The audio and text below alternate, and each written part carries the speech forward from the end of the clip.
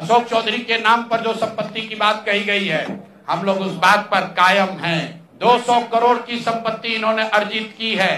इन्होंने कैमरे पर आप लोगों को कहा कि 1 कट्ठा भी जमीन हो जाएगा तो मैं जनसुराज की गुलामी करूंगा।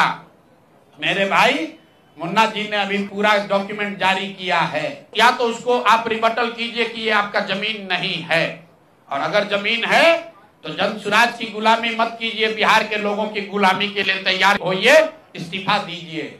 नहीं इस्तीफा दीजिएगा तो आपका घेराव होगा, आपका राजनीति आपका नहीं करने देंगे। मुख्यमंत्री नहीं सुन रहे हैं तो हम लोग राज्यपाल महोदय के पास जाएंगे, कोर्ट में जाएंगे, इनके खिलाफ कार्रवाई होनी चाहिए।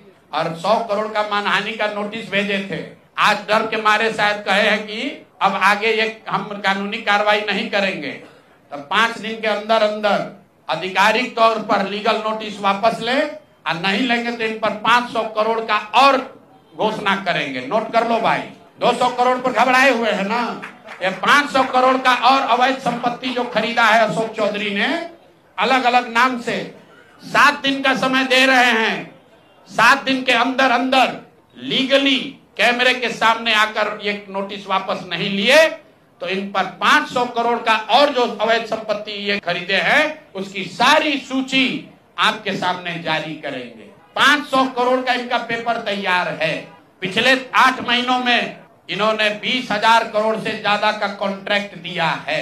20,000 से ज्यादा का कॉन्ट्रैक्ट भाई साहब ने दिया है, और हर कॉन्ट्रैक्ट में 5% पैसा कमीशन के तौर पर लिया गया है। अभी इतना ही बोल रहे हैं, अगले प्रेस कॉन्फ्रेंस तक अगर इन्होंने अपनी गलती नहीं मानी तो जिन लोगों के जरिए ये 5% पैसा वसूला गया है वो लोग को प्रेस के सामने बैठाकर आपसे परिचय कराएंगे कि कौन लोगों ने ये 5% की रेट से पैसा वसूला है।